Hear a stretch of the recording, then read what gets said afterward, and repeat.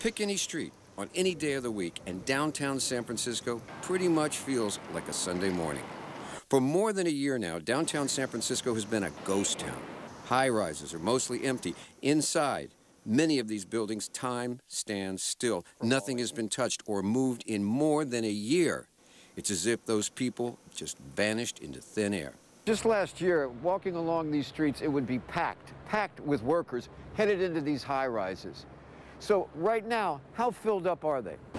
You know, it's going to depend on your office, but right now what we're seeing around the city, it's probably 10 to 15% occupied. Only 10 to 15. In other words, only 1 or 2 out of 10 floors in one of these things is actually filled. General statement of what's happening in the office, it's going to vary per building and per industry, but that's kind of what we're looking at. Do you think they're going to start coming back?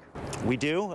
We think people are excited to come back. John Bryant has been in contact with the people who run these buildings. He's with the San Francisco Building and Office Managers Association. He says downtown faced challenges before the pandemic, like traffic, crowded trains and ferries, and of course, the homeless on the streets.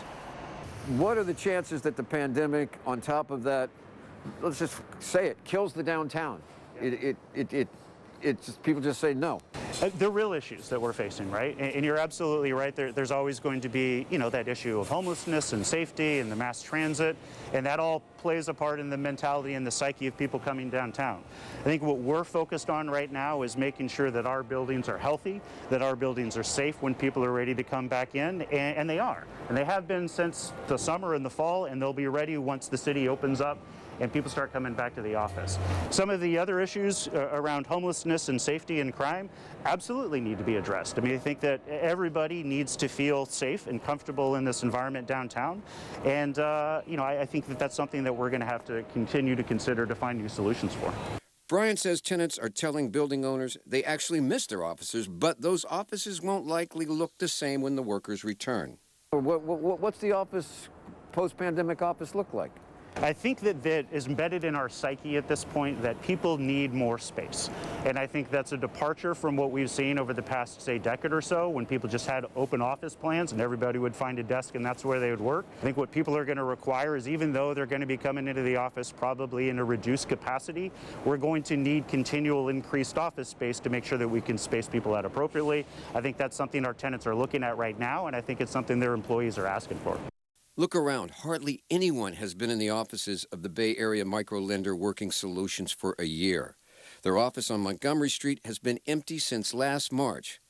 The things just left where the workers left them. Usually this place would be filled with lenders and consultants working to ensure businesses get back on their feet. Okay, so a lot of businesses are looking to get back on their feet these days. How many people would you have on staff here on any given day? We are growing. We've had the biggest year in spite of and because of COVID, because a lot of small businesses need support. But usually there would be about 18 people in this office. And I'll walk you to one of our rooms here. As you can tell, they left without knowing they weren't going to come back in a year. We've got sweaters on the table, some shoes under the table. Folks were ready to come back, and they haven't been for about a year. Many downtown offices are small, like this one, and that means that spreading people out will mean that some people will actually have to work at home. We've grown the staff to now 20. Of those 20, 5 of them are permanently out of the Bay Area. So you've had 5 leave the Bay Area. Yeah. So that leaves you with about 15, right? How many of them are going to come in on any given day? In other words, how big is the office going to be after this? Well, we certainly can't put 18 in here comfortably again. Why not? Folks aren't going to feel comfortable sitting as closely as they used to. We want to be respectful. You think so, even if they're vaccinated? We think so. Now, month by month, things are changing. But we think we want to give our staff the opportunity to have the comfort that if they come and they're not feeling 100%, they don't have to be in as enclosed a space. And you'll notice, I didn't notice this for long, we don't have any windows that open. And that's true of many of the downtown offices. Take a look at the Salesforce Tower, the city's largest office building.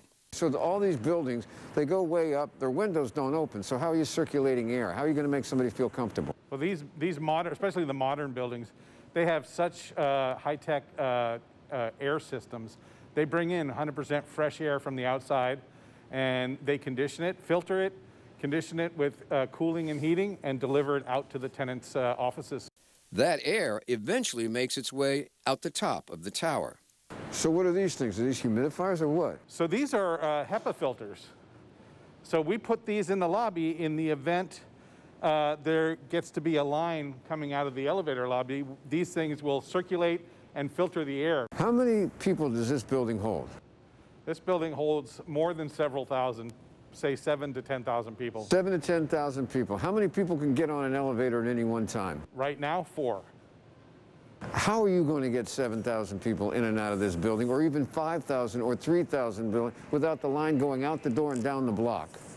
We have a lot of elevators. We have 34 elevators here.